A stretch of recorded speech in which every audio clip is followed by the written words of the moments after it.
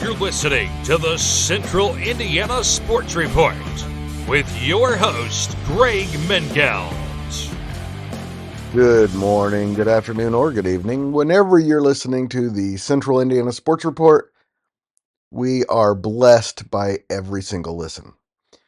Today is December 1st, 2024. It's a Sunday, so it's another day for the Central Indiana Sports Report. I'm your host, Greg Mengelt. Susie Mengelt is in the control room. This is our first Sunday boys basketball scoreboard of the year. Since it's Sunday, these are a little quicker than most. We won't have stats on as many games as we normally do, but we will have full details, conversations with coaches, awards, power poll, and a lot more on Monday's big Week in Review podcast. Of course, that'll probably end up coming out on Tuesday morning, but we call it Mondays. But I want to make it the best I can possibly make it, so it usually comes out on Tuesdays. Most Tuesdays, Fridays, and Saturdays, we will have live boys basketball scoreboards. Not actually live, but we record it as if it's live, where we have a guest or two and go over all of the games that night and talk to coaches. This was not one of those Saturdays. It's a holiday weekend, so I'm going to make it a little shorter and sweeter than most days. Plus, it's a Sunday, and I want most of the day off. Before we go into details, let's start with some of Saturday's scores. LaPel jumped out to an early lead and beat rival Frankton 61-50. Madison Grant opened its season with a 42-29 win over Wabash. Anderson held off Liberty Christian for a 54-51 victory to move to 2-0. Marion went to Newcastle and picked up a 69-62 win. The Giants are also 2-0. Westdale handed Alexandria its second straight loss, 64-48. Anderson Prep beat Elwood 48-24 to improve to 2-0 for the first time ever. Wapahani defeated Pendleton Heights 62-51. Mississinawa beat Huntington North 66-65 in overtime. Blackford edged Bluffton 62-61, a couple really good games involving CIC teams. Manchester blew out Oak Hill 76-36. Northfield handed Eastbrook a 49-46 defeat. Western won its Three Rivers Conference debut 66-41 over Lewis Cass to improve to 2-0. Western got its first win of the year 54-49 over Twin Lakes. Reigning regional champion Delta had no problem with Connorsville 48-36. It wasn't that close.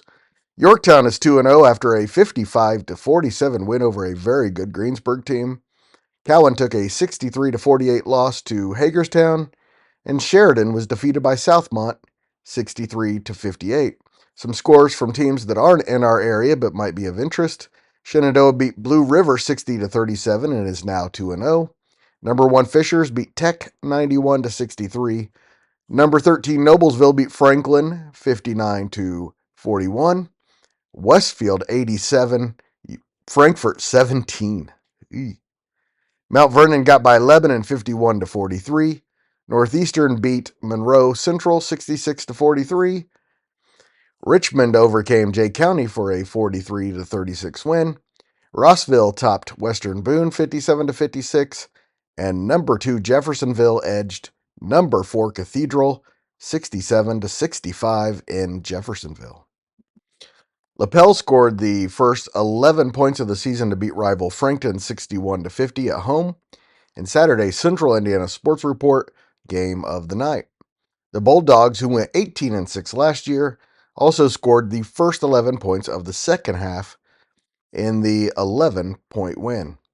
The two teams could see each other 2 more times at the county tournament and in the sectional. Brody Judge had a team best 19 points for LaPel. Bodie Judge finished with 17, with 15 of those coming in the second half. Bodie Judge also led the Bulldogs with 9 rebounds, according to the Herald Bulletin's Rob Hunt. For Frankton, which got as close as 26-22 at halftime, Brady Carmack led the way with a game-high 20. He also had a game-high 11 rebounds and 4 steals. Senior Joey Wright added 17 points, 4 assists, and 3 rebounds for the Eagles, who host Burris on Tuesday. I spoke with Frankton head coach Brent Brobston about the Eagles season opener. Coach, I know it's a loss, but how do you feel about your team after the first outing of the season? Well, I'm really happy with the effort rebounding wise. I thought we did a tremendous job on the boards. We out rebounded Lapel 34-26. I think that was important in terms of effort and showing a little bit of toughness there. But from an offensive standpoint, we've got to get much better. So we depended way too much on Joey and Carmack to have to do everything for us offensively. And we've got guys that got potential to score in Melvin and Nickham and Javon Miller and Bennett, Stansberry, Birch. Those guys can score. So we've got to get a third and fourth double-figure score each night, and that'll be our big focus here this week. Going into Muncie, Burris, and Tipton is trying to figure out offensively how we're going to get better, because Joey and Carmack they're going to score, and they're going to be guys that are double-figure scorers every night. But we've got to make sure these other guys are involved and are a threat offensively, and I think that's what ultimately come back to hurt us a little bit in this game. So that's kind of our next step. But you still feel pretty good about where your team is at this point? I do. I feel good about where we're at, and that was a really good team. Like I know we had talked about this, you and I, but they're a top 5 2A team, in my opinion, that we just played. So if you take the first 3 minutes of the game out of that game, the score was 50-50. So, the first 3 minutes hurt us. It was 11-0. And so from that point on, it was a tie game, 50-50 the rest of the way. So that hurt us. And like Coach Cherry said, and give Lapel credit, they came out and made some shots early and jumped on us quickly. And so we had to claw back in it. But the one thing that was good is our team didn't give up, and they fought back and got it to 4 points to start the third quarter with really a wide open layup. If we convert that, we cut it to 2. And then we just had to claw our way back in it. Lapel made another little bit of a run, and we had to cut it back to 8 in the, I think, late third, early fourth, and we just never got any closer. So really good team that we played. I don't know, I've said this before, is it the best game to start with? Probably not, because you got a little bit of jitters. And but it was great for us to play against them, because it exposed some things that we needed exposed early to see which direction we need to go to get better. And I think it gave us a game plan to work on all day Sunday as a coaching staff to get better and be ready to practice Monday. Lapel will look to go 2-0 on Friday when it hosts Pendleton Heights, which is 0-2 after a 62-51 loss to 2024 semi-state champion Wapahani. Number 11 Anderson held off upset-minded Liberty Christian for a 54-51 win at Highland Middle School on Saturday. According to George Brimmer of the Herald Bulletin, the game had an old school feel between the crosstown rivals at Highland. Indiana All-Star candidate Damian King had 18 points and 10 rebounds to help the Indians overcome a cold shooting night. Liberty was led by 13 points from Kendrick Martin. However, the Lions shot just 20% from behind the three-point arc in the loss, their first of the season. Liberty is back in action Tuesday at home against 0-1 Shortridge. 2-0 Anderson hosts 1-1 Newcastle on Saturday. Again, we'll go deeper into this one with the Herald Bulletin sports editor George Brimmer, who covered the game on Monday's Week in Review. Susie, I'm going to be talking a lot about that Week in Review this week, because I want a lot of people to listen to that one. It's going to be a good one. Marion is 2-0 after beating Newcastle 69-62 at the famed Chrysler Arena. The Giants outscored the Trojans 24-17 in the fourth quarter to come away with the win and their third straight 2-0 start. Here's the Action Sports Network's Grant Shouse with the report. Yeah, I called the Marion-Newcastle game last night down at Newcastle, world's largest high school basketball gym. Marion won the game 69-62. It's a game that was really back and forth, really till about 6 minutes to go in the game when Marion kind of pulled away. Newcastle hit some big shots down the stretch, but Marion's one-on-one game, they just gave the ball to guys like Tim Jones, another guy named Tusi Jackson, who came off the bench, scored 7 points in the fourth quarter for him. Just went one-on-one to the basket, and really Newcastle had no answer for him. So you got to give Marion credit. They play hard. They really do. And they're a fun team to watch. They really are. They're athletic. They can get out. They run the break. They shoot. They shot the three really well last night, opposed to Wednesday when they were, I think, 3 of 19 from behind the arc against Mississinawa. They shot the ball better last night. I think they hit 7 or 8 threes, maybe 9 threes. I can't remember exactly, but this is a Marion team that is really improved. They're a young core of guys, and I'm going to be interested to see what they can do Saturday against Hamilton Southeastern. I'll be on the call for that one Saturday night at Marion. So this is, like I said, it's a Marion team that's much improved, and they're well coached too. They have some good coaches on that coaching staff. Coach Blackman, I thought, did a really good job last night, and they have 2 great assistant coaches as well that are there. They teach these guys. They do the things that, they coach the things that are going to make teams better, in my opinion. So you say they're very improved. Are they improved enough to compete with Kokomo and Anderson at the top of the North Central Conference? Oh, there's no question about it. Kokomo, a team that is returning a lot of young guys from last year. Of course, graduating Flory Badunga, was going to be, was going to hurt them a lot. No doubt. He's at Kansas, and he's, playing on national television every night. And he wasn't the only one. Oh, yeah, for sure. There were other guys that, stepped up for them. Carson Rogers was an Indiana All-Star for them. This was a, this is a Marion team that for sure can compete at the top of the conference with Kokomo. I know Kokomo beat Western the other night pretty handedly. As for Anderson, I don't know much about Anderson. They're always well coached with Donnie Bowling. But Marion for sure is going to compete at the top of North Central Conference. The NCC is supposed to be pretty good this year, like with Looks teams like Kokomo and Anderson, Marion, those kind of teams. Sure looks like it. All right, Grant, thank you so much. What do you got coming up this week?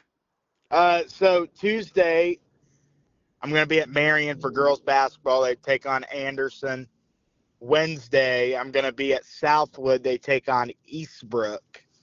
I'll be on the call for that one at Southwood High School. Friday, I'll be at Manchester. They're gonna play Wawa C. That's a Manchester team that's really good this year. They beat Oak Hill last night by 40. Yeah, big surprise. And their leading scorer, Gavin Betton, became the all-time leading scorer in the history of Manchester high school basketball. It's a really well-coached Manchester team. That's really the one I'm looking forward to. Saturday, I'm going to have a double-header. Wow. Actually, in the afternoon, I'll be at Madison Grant. They take on Blackford.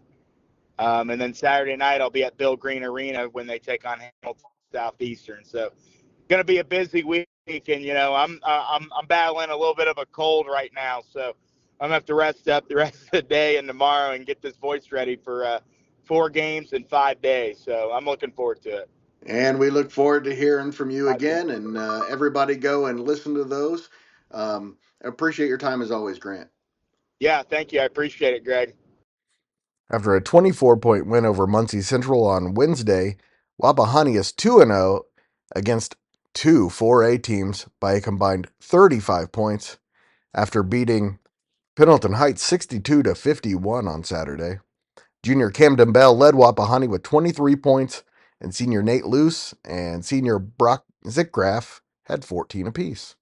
Wapahani looks to make it 3-0 Friday at 1-1 Winchester. Things don't get any easier for the Arabians. They host state contender Westfield on Tuesday before going to LaPel on Friday this week. Elwood went 7 for 38 from the field and dropped a 48-24 decision at Anderson Prep to fall to 1-2. The Panthers went 0 for 17 from behind the three-point line. APA led 25-12 at halftime and outscored the Panthers 13-3 in the third to take complete control of the contest. The Jets are now 2-0 for the first time in program history and have beaten 2 county rivals. They'll look to make it 3-0 at Purdue Poly on Thursday. Elwood, which goes to Eastbrook for its CIC opener on Saturday, was led by 9 points and 14 rebounds from senior Jaden Mullins. Madison Ground outscored Wabash 23-14 in the second half to pull away for a 42-29 win in its season opener. Wabash was led by 14 points from junior Devon Osborne.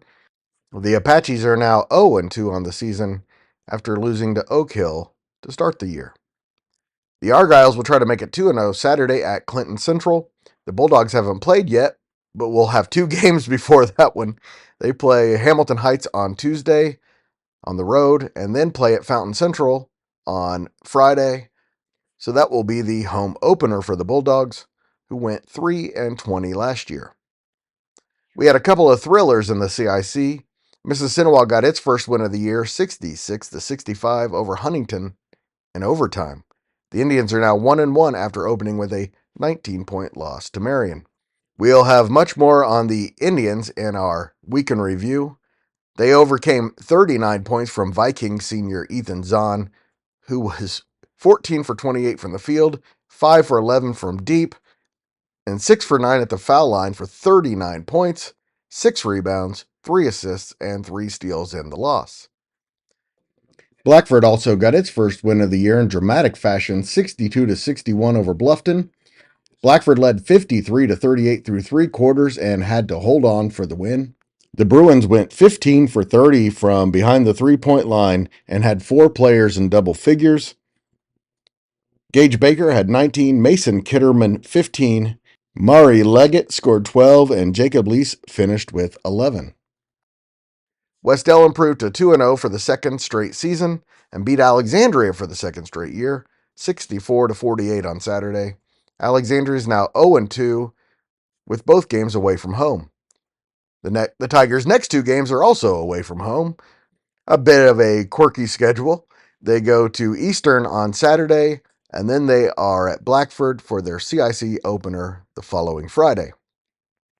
Westell goes to Eastern Hancock for its first conference game Saturday. The Warriors last started 3-0 in 2021. In a close game throughout, Northfield held off Eastbrook for a 49-46 home victory. Eastbrook had 3 players in double figures with sophomore Jaden Younts with 12 and junior Brody Howe and senior Draven Collins with 11 each. The Panthers shot well, including 9 for 18 from behind the 3-point line, but 14 turnovers were the difference. Senior Carter Rogers scored 14 and freshman Cody Holmes 13 for the Norse, who opened their season with an 18-point loss at Huntington North and visit Taylor on Friday.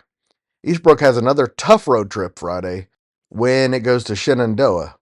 The Raiders are 2-0. Manchester is apparently every bit as good as Oak Hill head coach Kevin Renbarger thought they would be. The Squires came to Converse on Saturday and left with a 76-36 victory. Oak Hill was led by 21 points from junior Jace Tonigal. He's averaging 27 points through the first week. The Golden Eagles shot just 25% and turned the ball over 15 times in the loss. Again, we will have a full report on the Golden Eagles on Monday's Week in Review, including their season opening win over Wabash.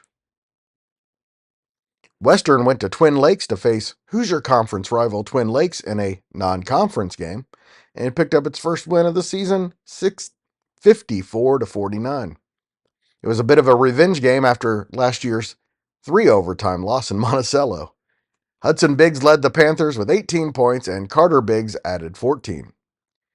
Western has a double weekend ahead of them with a rivalry game at Northwestern on Friday and a home game against winless Frankfort on Saturday. Northwestern is 2-0 after winning its Three Rivers debut Friday at Lewis Cass. The Tigers dominated from start to finish, leading 29-13 at the half and 47-21 through 3 quarters. The Tigers can go 3-0 for the first time since 2019-20 when they host Western on Friday. Shenandoah dropped its first game of the season, 63-58, against a solid Southmont team on the road. Senior Caleb Wright, sophomore Trey Page, and senior Damon Winston all scored in double figures for the Blackhawks. Wright had a team best 17 points, and Winston finished with 12 points, 7 rebounds, and 5 assists in the loss. Reigning regional champion Delta opened its season with a 48-36 home win over Connorsville. Sophomore Jackson Peters hit a three-pointer at the third quarter buzzer to put the Eagles ahead 41-15. We hope to have some stats and details from that one and all the rest of our games on Monday's Weekend Review. Do you have to say that every time? I don't have to, but I want to remind people that we're going to be talking about all of these teams on Monday's Weekend Review. Delta hosts 2-0 Mount Vernon in its Hoosier Heritage opener on Friday. That'll be a big one. Yorktown is 2-0 after a statement win over Greensburg on Saturday evening. The Tigers beat the Pirates 55-47. Senior Austin Cates had a strong game in the Tigers' season opening win over Hagerstown with 12 points, 8 assists, and 4 steals, and took his game to another level on Saturday against Greensburg with 18 points, 5 assists, 5 steals, and 2 rebounds. Cowan fell to 0-2 with a 63-48 home loss to Hagerstown on Saturday. The Blackhawks host 0-1 Tri-Central on Friday and 2-0 Shenandoah on Saturday, and a very tough week. Hagerstown is now 1-2. Hey, Susie, I know we've treated Delaware County like a bit of a stepchild so far on the Central Indiana Sports Report, but that is about to come to an end. I think we're about to have a Delaware County correspondent in the coming weeks, so we'll get more details on Delta and Yorktown and Cowan and the rest of Delaware County. We hope to announce it this week with a podcast with the correspondent, someone most of you will be familiar with. And we close with this. The Central Indiana Sports Report Boys Basketball Player of the Day is Yorktown senior Austin Cates, who had 18 points, 5 assists, 5 steals, and 2 rebounds in Yorktown's big 55-47 win over Greensburg. He was 8 for 12 from the field, 1 for 3 from deep, and has had just 1 turnover in each of the Tigers' first 2 wins of the season.